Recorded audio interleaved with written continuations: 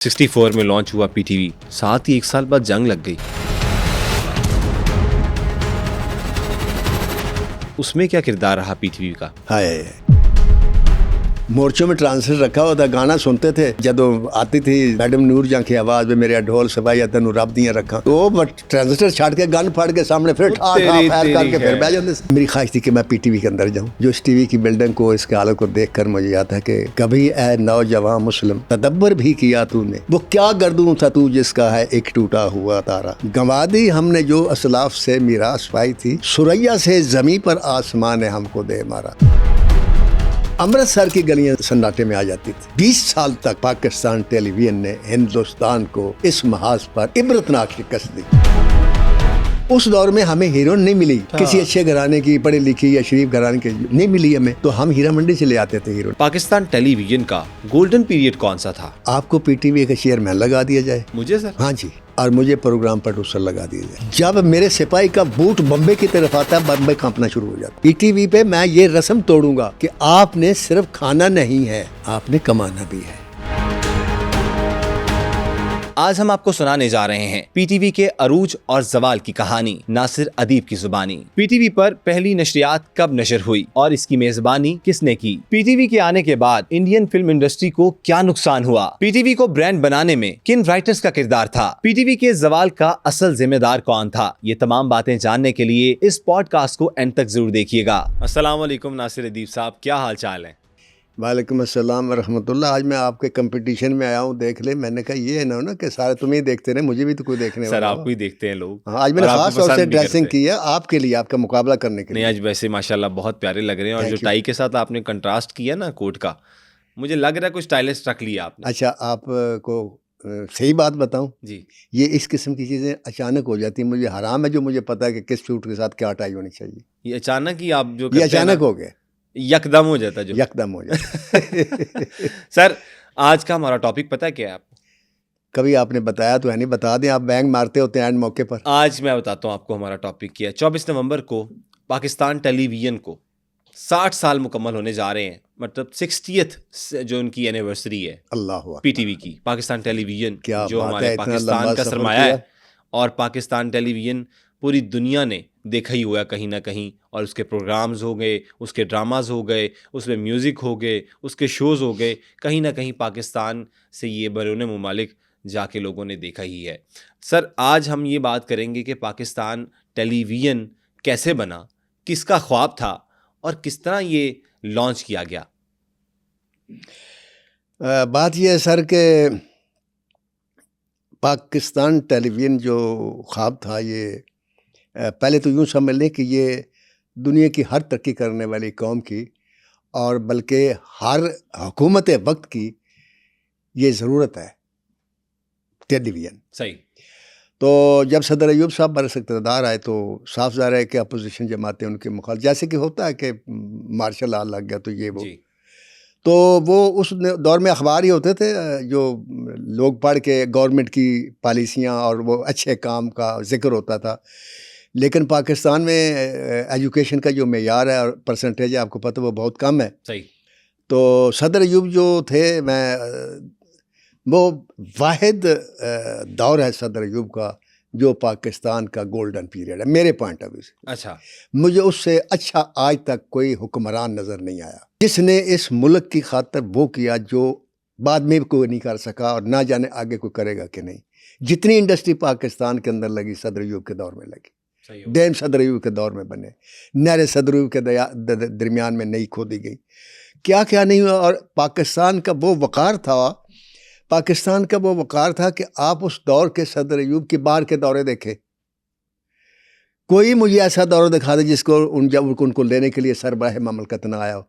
आज हमारे लोग जाते हैं तो कोई सेक्रेटरी आ जाता है, कोई मुशीर आ जाता है, कोई वज़ीर आ जाता है, और क्या प्रोटोकॉल था उनका। और उस दौर में, ये वो दौर था जिस दौर में जर्मनी ने हमसे कर्ज लिया।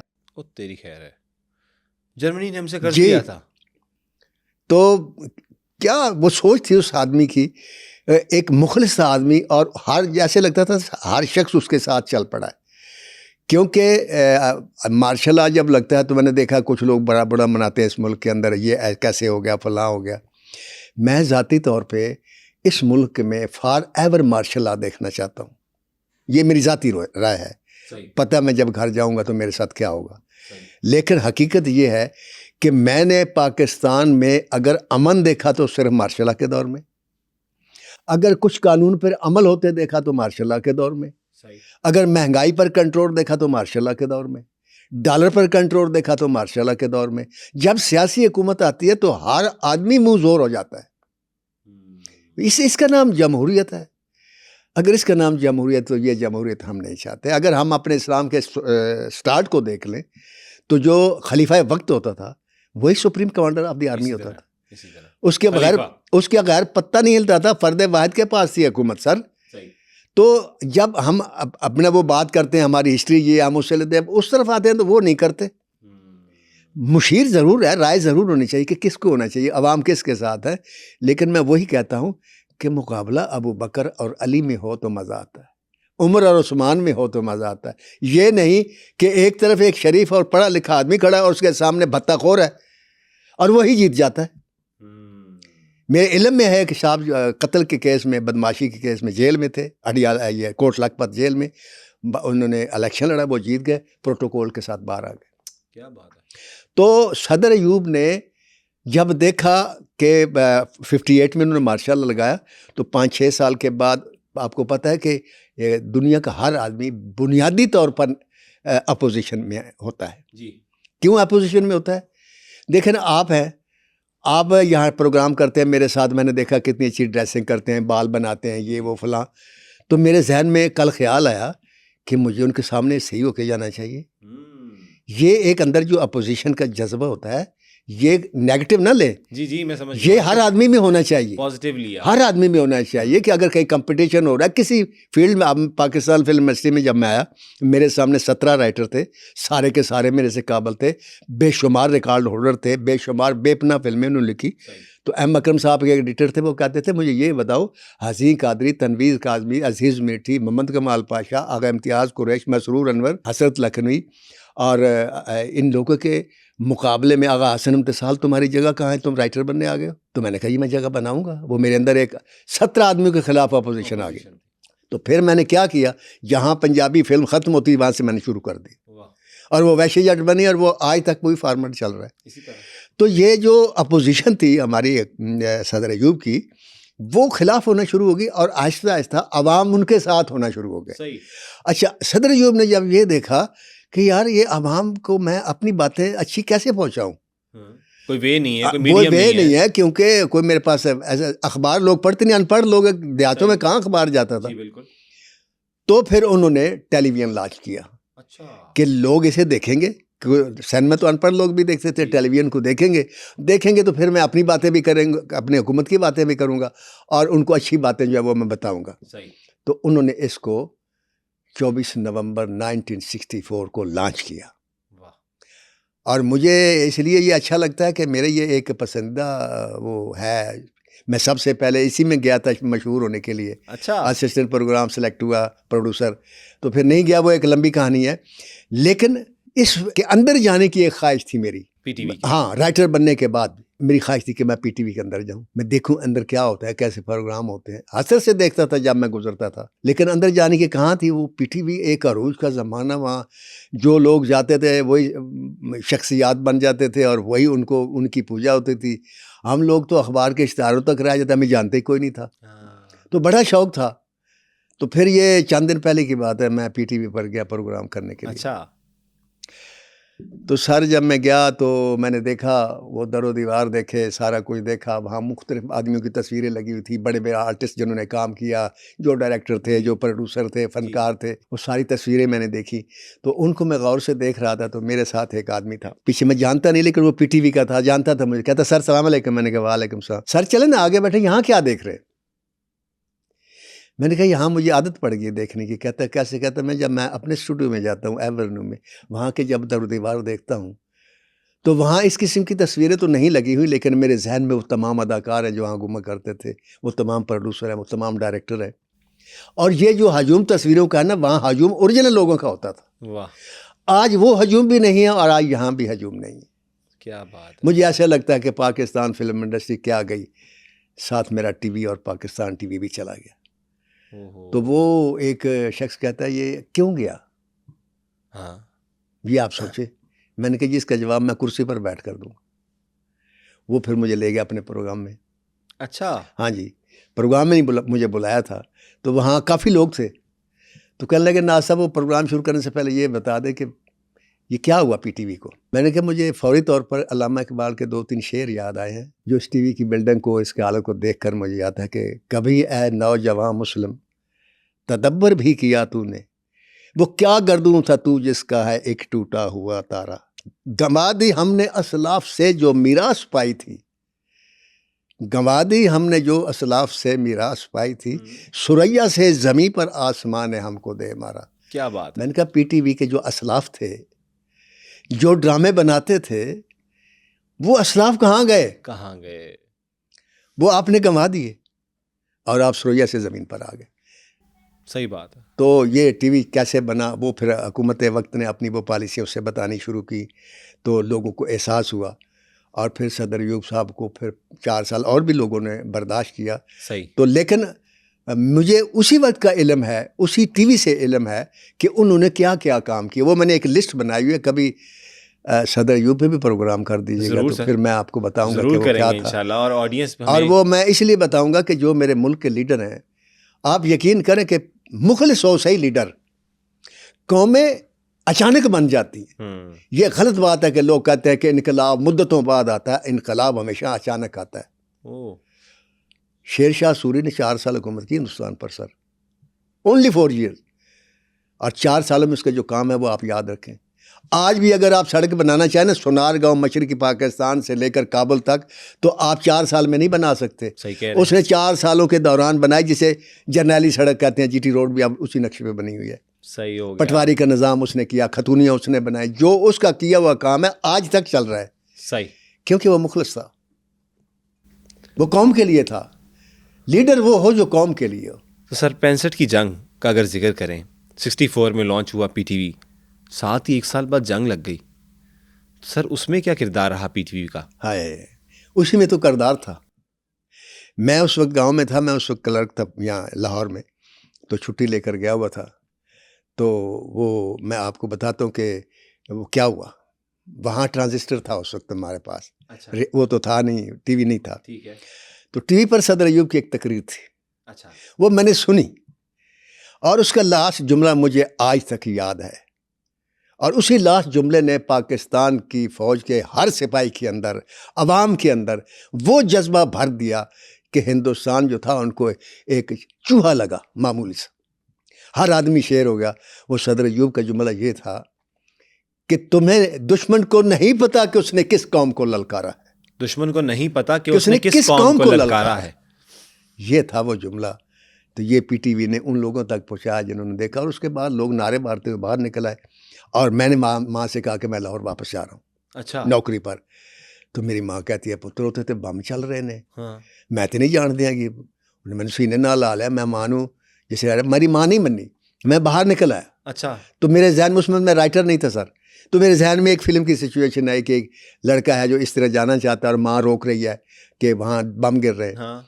तो ज़िंदगी में कभी मैंने शायरी नहीं की, तो वहाँ चलते हुए 2-3 शेर लिखे मैंने, नज़म लिखी, वो पेश करूं? ज़रूर, व्हाई नॉट सर। तो वो बच्चा कहता है माँ से, जब माँ कहती तू नहीं जा सकता, कहता है उधर देखो मेरी माँ आज कोहसार के पीछे, कुफर के आहनी पंजे में नीले आसमां नीचे, कोई नाहीद चीखी है, कोई कासम दहाड़ा है, मुझे जाने दो माँ देखूं तो किसने सर उभारा है। क्या बात है, वाह। वो देखो सैकड़ों माएँ इशारों से बुलाती हैं, कटे बाजू बुरीदा सर है बेटों के दिखाती हैं, खड़ी हैं ममता की लाश पर और जिगर पारा है, अब पीछे हट नहीं सकते, जुबान पर फिर भी नारा है, मुझे जाने दो माँ देखूं तो किसने सर उभारा है।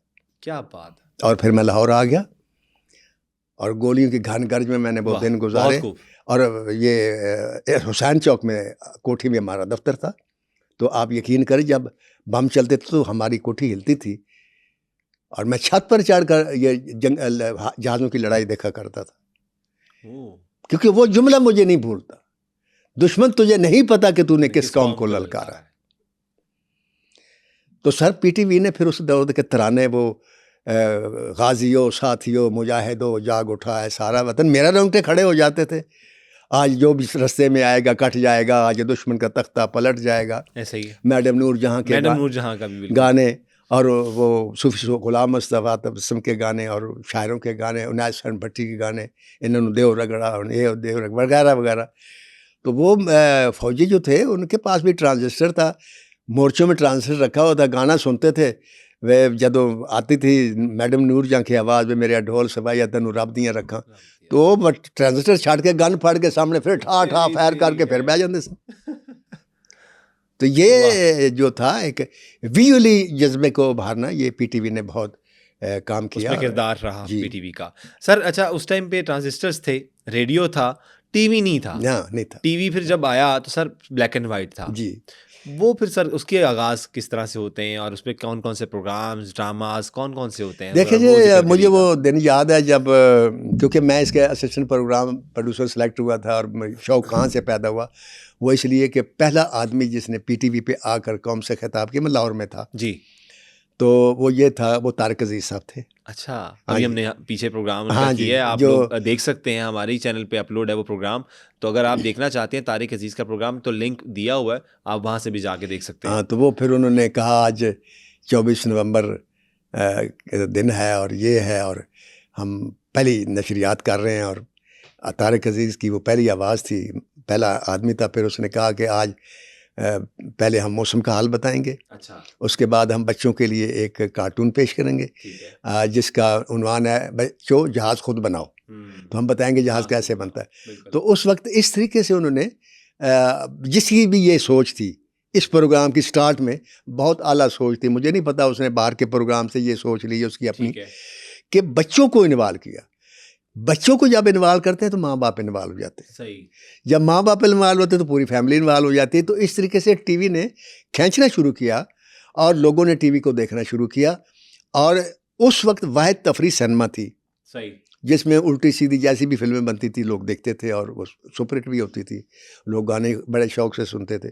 तो पीटीवी ने फिल्म को शेयर करना शुरू कर दिया। वो किस तरह है? ऑडियंस दो, जो आप देखें ना, जो शाम को फिल्म देखने जाना है, जी। अब बच्चों ने कहा नहीं जी हमने कार्टून देखने हैं, अच्छा, हमने नहीं जाना। अब बच्चे नहीं जाते थे तो माँ भी नहीं जाती थी, बाप भी नहीं जाता था। तो वो आइडियाज उसने खींचने शुरू किए। ये आगे जाकर मैं आपको बताऊंगा कि पीटीवी पे जब अरूज पे पहुंचा तो फिर उसको किसने खींचना शुरू किया। सही। सर इसके बाद ब्लैक एंड वाइट का सफ़र शुरू हो गया, और ब्लैक एंड वाइट से पहले क्या लॉन्च किया गया? जिस तरह हमने तारिक अजीज़ साहब का बताया कि पहले मेल ब्रॉडकास्टर थे, जिस तरह मशहूर ज़माना ड्रामाज आने लग गए थे कि आंगन टेढ़ा, वारिस, और इसके अलावा सुनो कहानी, और भी बहुत मशहूर ज़माना जो है हम लोगों ने ड्रामास देखे। सुना है ये भी कि वारिस ड्रामा देखने के लिए लोग कहीं पे भी होते थे, दुकानें बंद कर देते थे, अपने मामलात सारे छोड़कर घरों में बैठ जाते थे, और सड़कें बिल्कुल खाली होती थी जब वारिस ड्रामा लगता था। इसमें कितनी हकीकत है? ये सर, मैं ये इसमें हकीकत नहीं है, बिल्कुल 100% सच है, और इसका मैं चश्मदीद गवाह हूँ। मैं उस वक्त राइटर बन चुका था, तो मैं देखता था, मैं बुस्तामी रोड पे रहता था। अच्छा। तो जिस वक्त वो वारिस ड्रामा ख़त्म होता था तो हम बाहर अक्सर बैठे गपशप लगाते थे या सिगरेट वगैरह पी रहे फिर रहे हैं, तो मैं देखता था कि फैमिली इस तरीके से गलियों में बाहर निकलती थी जैसे सिनेमा का शो टूटा है, क्योंकि वहाँ हमारे घर में तो टीवी था नहीं जी। तो जिस घर में टीवी होता था वो साथ महल्लेदारों को और अपने दोस्तों सारे को बुला लेते थे, तो पूरी फैमिली बैठ के ग्रुप में वो ड्रामे देखा करती थी, और फिर जब ख़त्म होता तो फिर वापस जाती थी।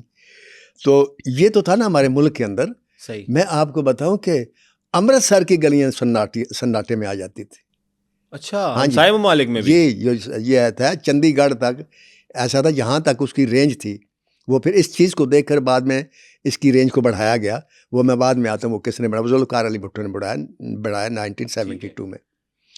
तो वहाँ पे सनमे खाली हो गए, लोग सनमे, यहाँ तो हमारे तो ये थे सनमे जाते थे, औरतें नहीं जाती थी कोई फैमिली, लेकिन सनमे के हमारे शोज फुल होते थे। लेकिन अमृतसर में ये हुआ कि सनमे खाली हो गए और हिंदुस्तान को मुसीबत पड़ गई कि हम क्या करें। तब उनकी ड्रामा इंडस्ट्री इस तरह तब उन्होंने ड्रामा इंडस्ट्री शुरू की हमारे मुकाबले के लिए। लेकिन आप यकीन करें कि 20 साल तक पाकिस्तान टेलीविज़न ने हिंदुस्तान को इस महाज पर इबरतनाक शिकस्त दी। कभी हमारे सिर्फ एक दफ़ा चैनल ख़रीदे गए, उन्होंने अपनी तवज्जो आवाम की खींचने के लिए पीटीवी से मुग़ल आज़म को कलर में रिलीज़ करना शुरू किया। कलर बनाई, ठीक है, और उसको रिलीज़ किया, पहले महीना अनाउंस करते रहे। वो अमृतसर से रिलीज़ होनी थी, तो मुझे याद है कि मैं भी एंटीना ख़रीद कर लाया था, और एंटीने ब्लैक में बिकना शुरू हो गए, बल्कि गायब हो गए, क्योंकि जिस घर में टीवी था उसको डिश एंटीना चाहिए था, वो ताकि अमृतसर से आने वाला वो मुग़ल सिग्नल कैच करने के लिए। तो वो पहला उसका हमला था। उसके बाद उसने ड्रामे शुरू किए कि भाई अब ये है ना, अवाम इसी तरह मेरे ड्रामे भी हमारे देखेगी। मगर सर पीटीवी के मैं कुर्बान जाऊं, हिलने नहीं दिया। उन प्रोड्यूसरों के जिन्होंने वो ड्रामे बनाए, उन राइटरों के सदके जाऊं जिन्होंने वो लिखा, और उन अदाकारों के सदके जाऊं जिन्होंने परफॉर्म किया, कि उन्होंने हिंदुस्तान को हिलने नहीं दिया। फिल्म इंडस्ट्री उनका मुकाबला नहीं कर सकी, हाँ, लेकिन पीटीवी ने इस महाज पर उनसे बदला लिया और उनको इस महाज पर शिकस्त दी। क्या राइटर थे और क्या ड्रामे थे। अपना हाई भाई उनके नाम लूँ मैं, अमजद इस्लाम, अमजद, असगर नदीम सैयद, तो ये दो तो ना है, हसीना मोइन, हसीना मोइन, जिनमें हमारा भी शेर है जी। और उसके बाद फिर नूर हुदा शाह आ गई, और कितने ही राइटर आए, और जिनके मैं नाम नहीं ले सका वो माफ़ कर दें मुझे, क्योंकि मुझे नाम याद नहीं, लेकिन जिन्होंने भी लिखा मैं उनको सलूट पेश करता हूँ, कमाल लिखा, और जिन्होंने परफॉर्म किया उन्होंने इंतहा कर दी।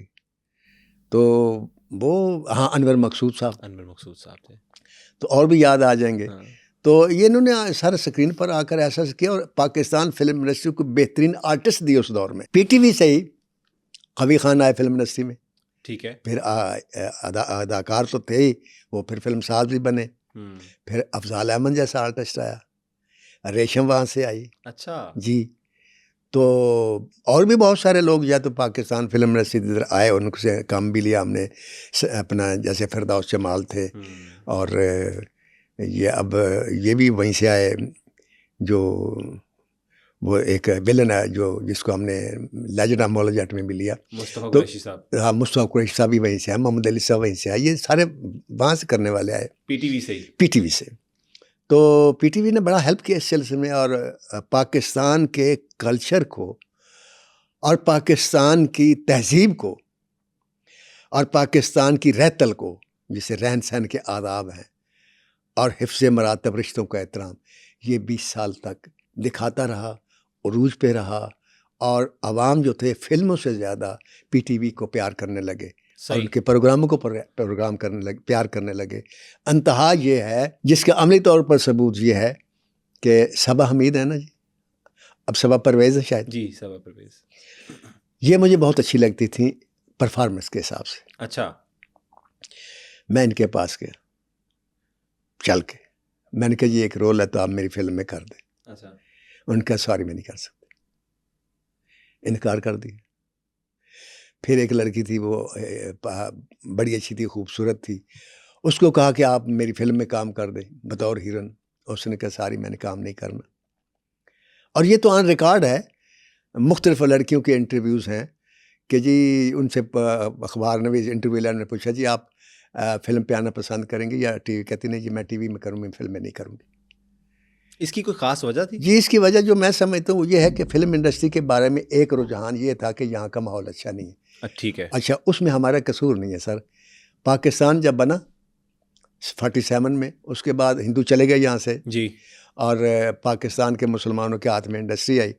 तो ये वो दौर था जिसमें फ़िल्म देखने वाले बच्चे को माँ बाप रात को कान पकड़ा देते थे कि तुम फिल्म क्यों देख कर आए हो। फिल्म में काम करना तो बड़ी दूर की बात है, कान पकड़वा देते थे। उस दौर में हमें हीरोइन नहीं मिली, अच्छा, किसी अच्छे घराने की, पढ़ी लिखी या शरीफ घराने की नहीं मिली हमें, तो हम हीरा मंडी से ले आते थे हीरोइन को। तो चूँकि हमारी फिल्में जितनी हीरोइन थी वो रेड लाइट एरिया से थी, तो ये घनी टीवी पर काम करने वाली लड़की शरीफ घरों से जाती थी, पढ़ी लिखी, कोई ऑफिसर की बेटी है, कोई सरमायादार की बेटी है, कोई कहीं की, तो वो कहते थे नहीं हम वहाँ नहीं आते, उनको ये माहौल अच्छा नहीं लगता था। तो उसका हम शिकार रहे, उसका हमें, जहाँ पाकिस्तान फिल्म इंडस्ट्री पर ज़वाल की और वजूहात हैं, एक हमारे माहौल के बारे में भी ये भी वजह थी कि अच्छे लड़के अच्छी लड़कियां हमारे पास नहीं आई, और हम उन्हीं एक्टरों के साथ 20-20-50, मसलन मैं 25 साल तक सुल्तान राय को हीरो लेकर, मुस्तफा कुरैशी को विलन लेकर फिल्में लिखता रहा। बिल्कुल। ये मेरे ऊपर अल्लाह की रहमत ही, मैं काबिलियत तो नहीं कहता कि मैं 25 साल तक खुद भी सुपरहिट रहा, उनको भी सुपरहिट रखा। वरना कोई हीरो इतनी अरसा कोई चला नहीं सकता। और आप देख लें, सुल्तान राय कोई एज भी हीरो की नहीं थी और शक्ल भी हीरो की नहीं थी, और सबसे खूबसूरत लड़कियों के साथ वो हीरो आता रहा। तो ये सर, जब रेड लाइट एरिया से आप लोग लेके आते थे तो उनको ट्रेन किस तरह करते थे? वो तो मतलब बिल्कुल डिफरेंट, उनकी training and all that stuff. नहीं सर, मेरी बात सुने, वो हमारे लिए बहुत इजी होती थी। वो आधी ट्रेंड होती थी, क्योंकि मुजरा करती थी, डांस भी उनको आता था, अच्छा। पब्लिक को लुभाना भी उनको आता था, एक्सप्रेशन भी उनके पास थे, और बोलना भी उनको आता था। क्योंकि जब महफिल में नाचने की लड़की एक आदी हो जाए तो उसके लिए कैमरे के सामने आकर बोलना कोई प्रॉब्लम नहीं, तो उनको हमें सिखाने की जरूरत नहीं पड़ती थी। वो आधी एक्ट्रेस ऑलरेडी होती थी, बाकी डायरेक्टर उनको जो समझाता था वो समझ जाती थी और करती थी। सही। तो उससे बढ़ के नई लड़की या भाई शरीफ घराने की कोई लड़की लें तो उसका मसला होता है, वो कहती है कि मुझे डांस नहीं आता। सही।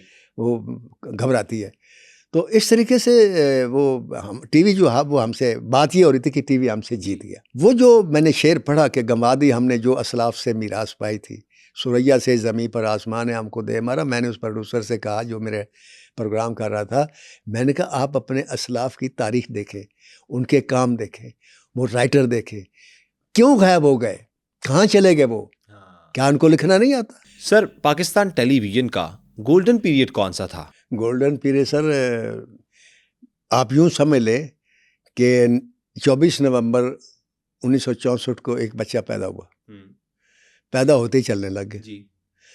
चलते चलते स्कूल भी चला गया। हाँ जी। पढ़ना लिखना भी शुरू हो गया, फर्स्ट भी आ गया, फिर जॉब पे भी लग गया, फिर जॉब पे भी उसने टॉप किया, फिर वो आगे बढ़ता चला गया। अच्छा। बढ़ते बढ़ते बढ़ते वो हेड हो गया, और इतना हेड हुआ कि उसने हिंदुस्तान को भी कैप्चर कर लिया। बिल्कुल। ये उसका गोल्डन पीरियड था, जिसमें अब देखिए पीटीवी जो है, मैं जब पंजाब यूनिवर्सिटी में पढ़ाता था तो मेरे से एक बच्चे ने सवाल किया कि सर, स्टेज थिएटर और फिल्म में क्या फ़र्क है? आप तो फिल्म के राइटर हैं, आप हमें ड्रामा पढ़ाते हैं, ड्रामे में और फिल्म में क्या फ़र्क है? ठीक है। मैंने कहा फ़र्क राइटर का ही है और कोई फ़र्क नहीं। कहता जी क्या फ़र्क है? मैंने कहा ड्रामे का राइटर कतरे से दरिया बनाता है। हाँ जी। कभी 26 एपिसोड तक ले जाता है, कभी 50 साल, कभी 100 बिल्कुल। तक। फिल्म के राइटर को दरिया को कूजे में बंद करना पड़ता है। बिल्कुल सही बात। हमने 2 घंटे में सब कुछ 6 दिखाना गाने भी देने हैं, फाइट भी देनी है, आइडिया भी देना है, इंटरवल भी बनाना है, एंड भी बनाना है। तो ये मुश्किल काम है, और इससे ही टेम्पो बनती है। सही। कतरे से जब दरिया बनाओगे तो आहिस्ता आहिस्ता पहले नाली बनेगी, फिर नाली से नाला बनेगा, फिर नाले से नहर बनेगी, नहर से दरिया बनेगा, दरिया से समुद्र बनेगा। सही। तो मैंने कहा कि वो राइटर का फ़र्क होता है।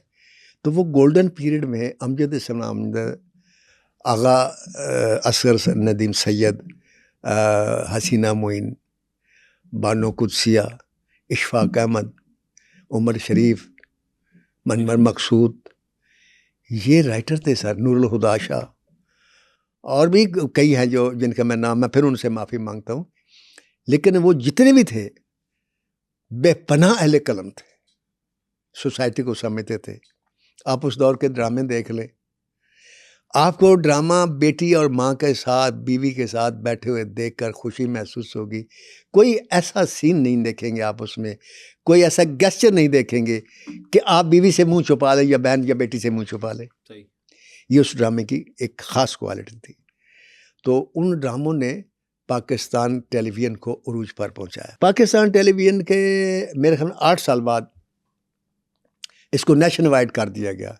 ठीक है। वो किया जुल्फ़िकार अली भुट्टो ने।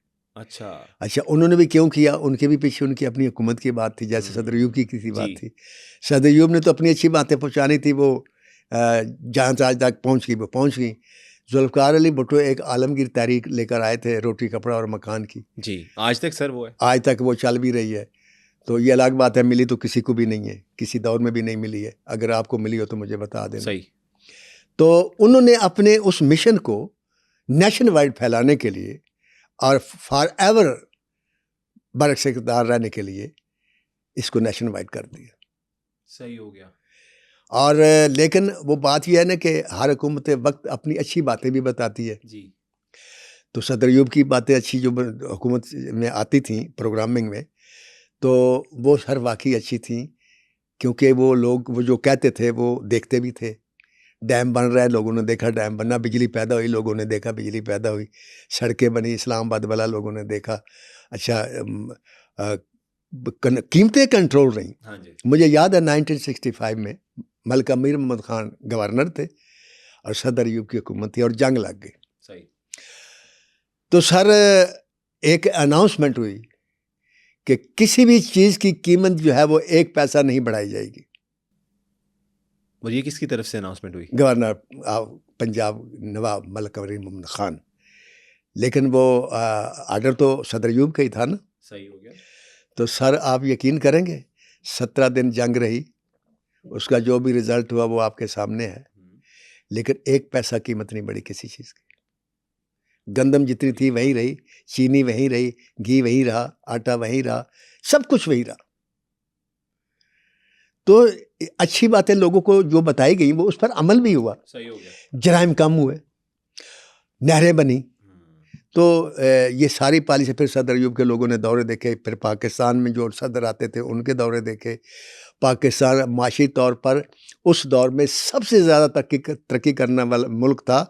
ग्लोबल जो वो एक रिपोर्ट नहीं पेश करते, वो उसका नाम मुझे नहीं आता, जो दुनिया में पूरे कंट्रैक्ट करते सर्वे, वो तो उन्होंने बताया था कि 47 से लेकर 70 तक पाकिस्तान दुनिया के अंदर सबसे ज़्यादा मईशत में तरक्की करने वाला मुल्क था। क्या बात है। और उसी दौर में इन्होंने जर्मन को कर्जा भी दिया। और 70 को छोड़ मैं 88 में इंडिया गया यार, मैंने 100 रुपया पाकिस्तानी दिया, मुझे 140 रुपये इंडियन मिले। अच्छा। और धर्मेंद्र के भाई ने फ़ख्र से कहा आप पिया में आए ना? वो पिया ये नहीं कहते थे, पिया कहते थे। अच्छा। मैंने कहा मैं पिया में आया हूँ। कहता मैंने पिया में सफ़र किया है। मैंने कहा कैसे लगा? कहता जी कमाल है।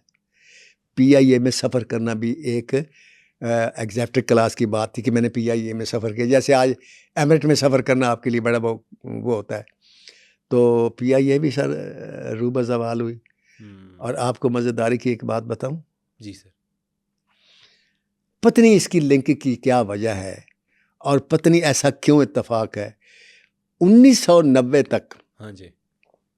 पाकिस्तान फिल्म इंडस्ट्री अरूज पर, पाकिस्तान की मईशत अरूज पर, पाकिस्तान का वापडा अरूज पर, पाकिस्तान का रेलवे अरूज पर, पाकिस्तान की स्टील मिल अरूज पर। जैसे ही 90 ख़त्म हुआ, अच्छा। ना जाने कौन सी बला आई इस मुल्क के अंदर। पाकिस्तान फिल्म इंडस्ट्री भी जवाल की तरफ जाना शुरू होगी, PTV भी जवाल की तरफ जाना शुरू हुआ, वापडा जवाल की तरफ जाना शुरू हुआ, रेलवे जवाल की तरफ जाना शुरू हुआ, PIA जवाल की तरफ जाना शुरू हुई, स्टील मिल पर जवाल की तरफ जाना शुरू हुई, हर अदारा डूबना शुरू हो गया। और आज तक मुसलसल डूब रहा है। 2024 हो गई है। मेरी अल्लाह से दुआ, या अल्लाह कहीं हम तह में ना गिर जाएं, इतने ना गिर जाएं कि हम कभी उठ ना सकें। आज ज़रूरत है सर, फिर से ज़रूरत है कि मर्द आज़ाद, कोई मर्द खुददार आज की जो हुकूमत है खुदा के लिए यही समझ जाए। देखिए मैं तो सियासी आदमी नहीं हूँ, मैं राइटर आदमी जी। मैं हर उस आदमी से प्यार करूँगा जो मेरे मुल्क के लिए बेहतर सोचेगा, वो कोई हो। इसी तरह मेरा हर आदमी मेरे लिए वो काबिल नफ़रत है जो मेरे मुल्क के ख़िलाफ़ बात करता है या मुल्क के ख़िलाफ़ पॉलिसी बनाता है। मैंने तो हिंदुस्तान में मैं एक प्रोड्यूसर के साथ मेरी लड़ाई होगी, मेरा नाम काट दिया गया। मैं, आपको पता है, घायल का राइटर मैं हूँ, घातक का राइटर मैं हूँ, सिर्फ एक जुमले से। तो वो कहने लगे कि मैं बताता हूँ सर कि वो राजकुमार संतोषी थे, उनके साथ वो आए मिलने के लिए, वो फौत हो गया एक्टर जो बहुत बड़ा विलन था। सर उस विलन का नाम अमरीश पुरी है, ओम पुरी के भाई हैं। बिल्कुल याद आ गया, अमरीश पुरी जी सर। जी। तो मेरे से कहता नासिर साहब, उस वक्त सदर ज़िया का दौर था, सही, कि नासिर साहब क्या बात है, ये आपके मुल्क में हर वक्त आर्मी जो है वो चढ़ी रहती है और वो अपना करती है, कब्ज़ा कर लेती है। तो आपको पता, जैसे मैंने कहा, मैं तो वैसे ही बेसिकली आर्मी लवर आदमी हूँ, तो मुझे अपनी आर्मी से बहुत प्यार है। और मैं दावे से कह सकता हूँ कि पाकिस्तान की आर्मी में जो जज्बा है वह दुनिया की किसी आर्मी में नहीं है। दुनिया की हर आर्मी लड़ने के लिए आती है, मेरी आर्मी मरने के लिए मैदान में जाती है। बिल्कुल सही है। ये ज़मीन आसमान का फ़र्क है। तो वहाँ मैंने उसे जुमला बोला, मैंने कहा बात सुनो, बूट देखा है तुमने मेरी आर्मी का? मैंने कहा आर्मी को तो छोड़े, जब मेरे सिपाही का बूट बम्बे की तरफ आता है, बम्बे कांपना शुरू हो जाता है। ओह, इट्स ट्रू सर। उसके बाद वो मुझे देखता रहा काफ़ी देर, वो बीच में तो मुझे सुभाष कहीं ने पकड़ के, ना साहब इधर आए, वो मुझे वो ले गए, धर्मेंद्र के पीछे पड़ गए लोग। हालांकि उसका मेरे साथ एग्रीमेंट था, आप फिल्में लिखते जाए, मैं आपको पैसे देता जाऊँगा, और यहाँ जूहू में आपको मैं फ्लैट लेकर देता हूँ। अच्छा। तो 2 फिल्में लिखने के बाद मैं वापस आया। जब तीसरी फिल्म के जाने लगा तो मुझे धर्म जी ने फ़ोन किया, उनका नाज साहब मुझे कॉर्नर कर लिया गया है और सारी मेरी इंडस्ट्री इम्पा जो है ख़िलाफ़ हो गई कि तुम्हारी फ़िल्में भी सेंसर नहीं होंगी, ये नहीं होंगी, तो मैं मजबूर हूँ, मैं तुम्हारा नाम नहीं दे सकता। मैंने कहा ये ना दे, कोई बात नहीं, लेकिन उसने किसी का भी नाम नहीं दिया उसको। अच्छा। तो कहने का मकसद ये है कि ये सारे जवाल की तरफ चले गए अदारे। सही हो गया। तो आज हमने देख रहे हैं ये कि जवाल की तरफ क्यों गए। हाँ, और 1990s और ये के ठीक बाद कैसे हो सकते और हैं। 1990s के बाद सर, जब जियो आ गया, एयरवाई आ गया, प्राइवेट चैनल्स लॉन्च ये सब उस पर डिस्कस करते हैं। पहले हम ये कहते हैं कि 90 से जवाल शुरू हो गए। जी। अब हमने सोचना ये है कि इस पे उरूज कैसे आ सकता है। सही। मुख्तसरन बता दूं, बता दे। आपको पीटीवी का चेयरमैन लगा दिया जाए। मुझे सर? हाँ जी। और मुझे प्रोग्राम प्रोड्यूसर लगा दिया जाए। अल्लाह। और 3 महीने की मोहलत दे दी जाए। अगर 3 महीने में लोग पीटीवी को इस तरह ना देखें जिस तरह आज सबसे बड़े चैनल्स को देखते हैं, तो सर 3 महीने का खर्चा मैं दे दूंगा। बड़ी बात। अच्छा, ये आप मजाक समझेंगे, हो सकता है आवाम भी मजाक समझे, बखुदा मैं ठीक कह रहा हूँ। उसकी वजह यह है कि मेरे अंदर दर्द है। मुझे पाकिस्तान फिल्म इंडस्ट्री में आज तक जवाल महसूस नहीं हुआ, ना जवाल आया, ना मैंने माना। मैंने कहा जवाल कैसे आ सकता है? जवाल उस वक्त आता है किसी इंडस्ट्री पर जब उसके गाह ख़त्म हो जाते हैं। हाँ। तब ही आता है ना। बिल्कुल। मैंने कहा मैं कैसे मान लूँ मेरी इंडस्ट्री पर जवाल है? मेरी फिल्म बुरी सी बुरी भी जब आती है तो अवाम देखने के लिए आते हैं। हाँ। हम कंटेंट अच्छा नहीं दे रहे। जब हम कंटेंट अच्छा देंगे तो लोग आ जाएंगे, ये इंडस्ट्री रिवाइवल कर जाएगी। और दूसरी बात मैंने ये की थी कि इंडस्ट्री का रिवाइवल जब होगा पंजाबी फिल्म से होगा। लिहाजा मैंने पंजाबी फिल्म लिखी, the legend of Maula Jatt. आज तीसरे साल में जब से लगी है, चल रही है सर। 5 अरब रुपए के करीब पहुंचने वाला है उसका बिजनेस। माशाल्लाह। ठीक है। तो कहने का मकसद ये है कि जब जज्बा हो ना, फिर काम होता है। जो मैंने बात की है, ये जज्बा लेकर आए कोई आदमी पीटीवी का हेड बने। सही हो गया। ये ना हो कि किसी सियासी जमात का पसंदीदा आदमी उसे चेयरमैन लगा दें, जिसको मर्जी उधर कर दे। यहाँ तख्लीक कार चाहिए। वो असलाफ की जो मिरास है, पहले असलाफ को देखे ना, वो कौन लोग थे? यावर हयात थे, मोहम्मद निसार हुसैन थे, नुसरत ठाकर थे, जमील अख्तर थे, असलम अजहर थे। वो कहाँ गए लोग? कहाँ गए? अमजद सामंजद कहाँ गया? असगर नदवी सिद्ध किधर गया? हसीना मुइन कहाँ गई? बानो कुलसिया किधर है? इशफाक अहमद को ढूंढे, अनवर मकसूद को मनाएं, उमर शरीफ को कहीं से लेकर आए और वही प्रोड्यूसर लेकर आए। क्यों नहीं लोग देखेंगे? क्योंकि जिस वक्त जवाल की तरफ जाना शुरू, देखे आप, एक मरासी सी ना, तो ओदी माँ ने मिठाई बनानी शुरू की थी पूरे पिंड च। लेकिन ने मिठाई खाने, यार किस गल की मिठाई बन रहे हो? कहता भाई वो जो मरासन है ना, कि वो जो मरासन है ना, उसका बेटा दौड़ में फर्स्ट आया, सेकंड आया पूरी दुनिया अपना पाकिस्तान में। अच्छा। बड़े सारे हैरान हुए जनाब। वो दावत कर दी मरासन ने, उधार लेकर सारे गांव ने रात को खाना खाया। अब एक आदमी जो उठा, उसने कहा यार वो बुलाओ तो सही लड़के को। वो लड़के को बुलाया, कहता यार ये बता किस तरह दौड़ शुरू हुई, किस तरह तू वहाँ तक पहुँचा और किस तरह सेकंड आ गया। हाँ। कहता साहब ये बड़ी मुख्तसर सी बात है, 2 दौड़ने वाले थे हम फाइनल में, अल्लाह अकबर। एक फर्स्ट आ गया, मैं सेकंड आ गया। कहता चलो ये बता दो कि भाई वो जो फर्स्ट है वो तुमसे कितना आगे था, तुम कितना पीछे थे? कहता मैं दौड़ा ही नहीं, क्योंकि दौड़ने वाले 2 थे, वो दौड़ता रहा, वो फर्स्ट था, मैं दौड़ी नहीं, मैं सेकंड आ। ये जो इस वक्त काम कर रहे हैं पीटीवी में, ये वो लोग हैं। अल्लाह अकबर, कि बस ठीक है। हाँ, उस वक्त दौर में ये दौड़ने वाले एक ही थे। जब जियो आ गया, एयरवाई आ गया, और उसके बाद फिर परवेज़ मुशर्रफ साहब ने आकर पूरा ओपन ही कर दिया, इतने चैनल आ गए। हाँ। तो सर फिर दौड़ में कई लोग शरीक हो गए ना सर, लेकिन मीडिया का गोल्डन पीरियड मुशर्रफ टाइम को भी तो कहा जाता है। जी, जनरल गोल्डन मुशर्रफ के पीरियड टाइम को गोल्डन पीरियड कहा सर जाता है। वो है आवाम के लिए और चैनल बनाने वालों के लिए गोल्डन पीरियड। पीटीवी के लिए वो जवाल था। सर पीटीवी भी तो एक चैनल ही था, चैनल ही था, लेकिन ड्रामा भी उसने प्रोड्यूस करते थे। सर सुने सर, पीटीवी के एक जो मखसूस स्टाइल है ना, वो आज तक है। मुझे दुख होता है आज भी, मैं जब प्रोग्राम करने जाता हूँ तो वहाँ वही 3 कैमरे लगे होते हैं, एक वहाँ एक वहाँ एक वहाँ, तो प्रोग्राम हो रहा था, वही सेट है पुराने। कोई तो आंखों को चीज़ नहीं देना। हमारी इंडस्ट्री से लोग, पाकिस्तान फिल्म इंडस्ट्री से लोग इसलिए भाग गए थे कि हमारी हर फिल्म बारी स्टूडियो में बनती थी, लोगों को दीवारें याद हो गई थी, कलर याद हो गए थे, और नीचे से यार बारी पिंड गई, और वो कह रहा था कि मैं 50 मुरब्बे ज़मीन दा मालिक, मैं जगीरदार, मेरी ये ऊँची हवेली, तो हवेली तो बारी स्टूडियो की थी। तो लोगों ने देखना छोड़ दिया, बोर हो गए थे। हाँ, अब जो नए चैनल आए देखे, उन्होंने मॉर्निंग शो करने शुरू कर दिए उन्होंने जनाब, और क्वेश्चनेयर शुरू कर दिए। वो नादिया खान का आपने नाम सुना होगा, जिसने ये पायनियर ऑफ दी वो मॉर्निंग शो है, उसने वो करना शुरू किया, लोग मुतवज्जो हो गए, लोग उनको देखना शुरू किया, मुख्तलिफ शख्सियात को लाते थे। वो आके उनको देखते थे, जिनको पहले फिल्म में देखते थे उनको प्रोग्राम में देखते थे, उनकी बातें सुनते थे, ये लोगों के लिए इंटरेस्ट की बात थी। पीटीवी ने क्या किया? कुछ भी नहीं। वहाँ बस जिसका दिल करदा, जो पसंद करता था आदमी, उसको बुला लिया, उसको लोग नहीं देखना चाहते थे, वो प्रोग्राम करके खुद ही देखते रहते थे। ऊपर से चूँकि गवर्नमेंट की वो आवाज़ है, तो गवर्नमेंट की जो आवाज़ होती है ना सर, उस आवाज़ को भी किसी तरीके तक आवाम तक पहुँचाया जाता है। सही। ये जब डायरेक्ट आप किसी को कर रहे, डायरेक्ट तो आवाज़ नहीं सुनती ये कौम। उस कौम को आप अच्छी बातें बताना चाह रहे हैं, जो जुमे की नमाज आखिरी अजान के वक्त जाते हैं, घर छोड़ते 2 फ़र्ज़ पढ़ के वापस आ जाते हैं। जुमे का असल मकसद है वो खुतबा, वो तकरीर सुनना जो मौलवी करता है, जिसमें दीन की बातें समझाता है, वो कोई भी नहीं सुनता।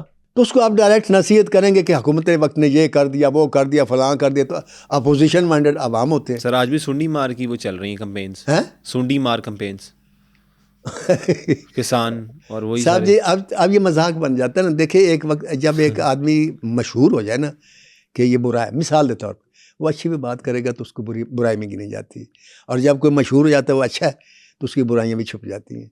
पीटीवी ने कुछ नहीं दिया आवाम को। जब चैनल आए, भैया मैं बरमला कह रहा हूँ, पीटीवी को देना पड़ेगा। पीटीवी को राइटर चाहिए बेहतरीन, पीटीवी को बेहतरीन प्रोड्यूसर चाहिए जो डायरेक्टर है, पीटीवी को बेहतरीन प्रोग्राम चाहिए जो इनसे हट कर रहा हूँ। एक चैनल ने बोला, ये जियो वालों ने बोला कि आप हमारे लिए सीरियल लिखें। मैं कहा बिस्मिल्लाह। मैंने सीरियल लिख कर दी। तारिक जमील साहब उनके वो थे हेड, जिन्होंने सेलेक्ट करना था, उन्होंने सेलेक्ट नहीं किया, उन्होंने रिजेक्ट कर दिया। सही है। बाद में उन्होंने कहा कि जी इसको एक शर्त पर हम ले सकते हैं कि इसको डायरेक्ट मैं करूँगा। अच्छा। मेरी शर्त ये थी कि इसको डायरेक्ट मैं करूँगा। ठीक है। तो मैंने कहा जी मैं नहीं मानता। तो उन्होंने कहा जी क्यों? मैंने कहा जी आप ये कहते हैं कि ये तलख है, हाँ। इसकी टेम्पो बहुत उस तरह की है, फिल्मी ड्रामे की टेम्पो नहीं है। हाँ। तो मैं इसको जब बनाऊंगा तो मैंने कहा जी फिर ये ना तीतर रहेगा ना या बटेर रहेगा। हाँ। मैंने कहा यही तो इसमें खूबी है। मैंने कहा आप चाहते हैं मैं वो लिखूं जो आप ऑलरेडी लिखवा रहे हैं। तो मैंने कहा मैं तो हजूम में शामिल नहीं होता। हाँ। मैं कहा हजूम में लोग होते हैं, शख्सियत नहीं होती।